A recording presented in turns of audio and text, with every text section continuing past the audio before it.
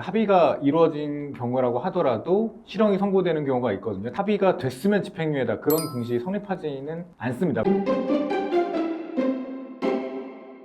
일상 속 법률을 켜다. OM 법률사무소에서 운영하는 유튜브 법률 ON의 백서준 대표 변호사. 양동규 대표 변호사입니다. 대표님, 요즘에 이제 뉴스를 보면 여러 가지 이제 범죄가 이제 많이 보도되고 있는데, 범죄 종류도 좀 다양하지만, 누구는 같은 범죄라도 누구는 뭐 집행유예를 선고받았다, 누구는 뭐 실형을 선고받았다, 이렇게 차이가 나잖아요. 네. 그래서 오늘은 이렇게 같은 범죄라 하더라도 집행유예와 실형 나누어지는 이 기준에 대해서 좀 얘기를 해보려고 합니다. 네, 그러면은 같은 범죄라고 하더라도 다른 양형 기준 같은 게 조금 있을까요? 네, 아무래도 이제 피고인이 재판을 어떻게 준비를 했느냐, 본인이 판사한테 어떠한 주장을 했는지에 따라서 판사도 같은 범죄라 하더라도 피고인의 주장에 따라서 다르게 이제 판단을 할 수밖에 없는 거죠. 선생님, 그러면은 여러분들이 많이 알고 계시는 속설 중에 뭐 반성문을 많이 쓰면 뭐 집행유예가 나온다더라, 이런 속설이 있는데 이게 맞는 걸까요?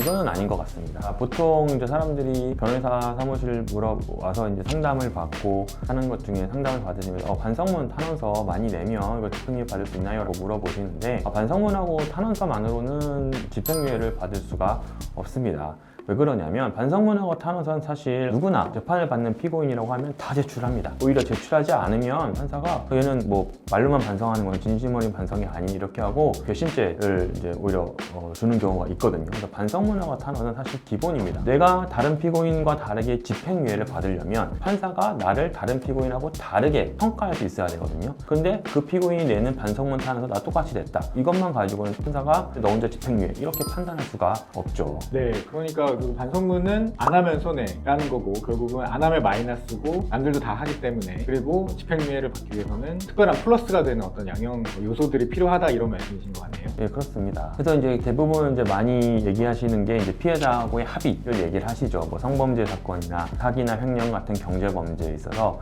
피해자의 합의를 받으면 무조건 집행유예를 받나요? 라고 물어보시는데, 피해자와의 합의는 사실 굉장히 중요한 양형 요소입니다. 일반 양형인자와 특별 양형인자로 분류가 되는데요. 피해자와의 합의는 대부분의 경우 범죄에 있어 특별 양형인자로 고려가 됩니다. 그러면 피해자하고 합의만 하면 무조건 또 집행유예를 받을 수 있느냐? 그렇지 않은 범죄도 있습니다. 특히 미성년자를 대상으로 한 성범죄라면, 성범죄라 하더라도 그 횟수가 간간이 1회가 아니라 뭐 3회, 4회라든지, 사기범죄라 하더라도 합의가 됐지만 실질적으로 변제가 되지 않고 합의서만 들어간 경우, 또 이런 경우에는 그렇게 합의가 됐다고 해서 무조건 집행유예를 장담할 수 있는 건 아니거든요. 그럼 그런 경우에 집행유예를 받으려면 어떻게 해야 되느냐? 피해자의 합의 말고 또 다른 양형 요소를, 이제 다른 양형인자들을 발굴해서 이거를 재판부한테 제시를 하고 주장을 해야 되는 거죠. 네, 실제로 뭐 성범죄라고 하더라도 합의가 이루어진 경우라고 하더라도 실형이 선고되는 경우가 있거든요. 다른 어떤 불리한 사정이 있거나 뭐 죄질이 안 좋거나 여러 가지 사정으로 합의가 했음에도 불구하고 실형이 선고되는 사례가 분명히 있기 때문에 합의가 됐으면 집행유예다, 그런 공식이 성립하지는 않습니다. 물론 중요한 특별 양형 요소인 거는 맞고요. 반대로 좀 경미한 성범죄 같은 경우에는 합의가 되지 않아도 집행유예를 선고받을 수 있는 경우도 많죠. 이런 경우에는 결국 이거는 변호사가 판단을 해야 될 문제인데, 이거는 집행유예를 받기 위해서 반드시 합의가 필요하다, 이러면 합의를 해야겠지만, 피해자가 너무 높은 합의금을 요구한다, 그러면 이게 꼭 집행유예를 받기 위해서 이 합의가 꼭 필요한가? 이 부분을 변호사가 판단을 해서 이거는 합의하지 않아도 다른 양형 주장만으로도 충분히 집행유예 가능하다 싶으면 피해자의 합의를 배제하고 다른 걸 준비해서 집행유예를 받아낼 수도 있습니다. 그럼 변호사님, 동종전과 아니면 다른 전과가 있으면 그 다음에는 무조건 실형인가요? 아니요, 무조건 실형이라는 그런 공식은 없습니다. 동종전과가 있다고 해가지고 첫 번째가 동종전과가 있는데 그 다음에는 무조건 실형이다, 그런 건 아니고 당연히 집행유예도 가능하고요. 동종전과가 있는데 뭐 짧은 시간 내에 또 같은 범죄를 저질렀다면 일단은 검사 입장에서는 당연히 재판에 넘길 수밖에 없고 판사님 보기에도 굉장히 안 좋게 볼 수밖에 없거든요. 그러면 실형 가능성이 상당히 높아지는 건 사실입니다. 다만 그게 뭐 이종전과가 있다, 아니면 동종전과가 있다고 해서 100% 실형인 거는 아니고요. 그렇게 정해지지도 않습니다. 뭐 이런 경우도 있어요. 음주,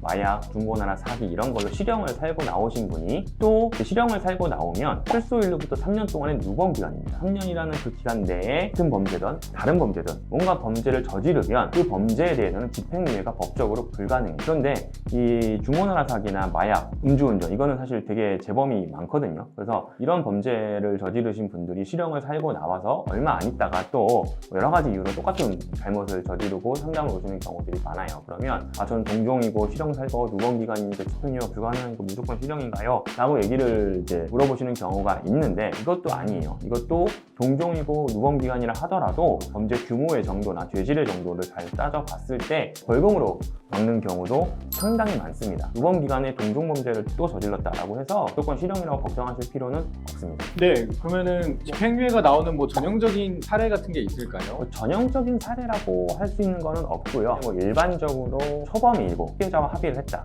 그러면은 실형은 이제 면하겠죠. 그런데 이제 그런 게 아니라고 한다면 사실 뭐 같은 범죄고 같은 양형 자료를 제출한다 하더라도 그 최종 판단은 판사가 하는 건데 이 판사도 결국 사람입니다. 그래서 어떤 판사가 판단하는지에 따라서 천차만별이에요.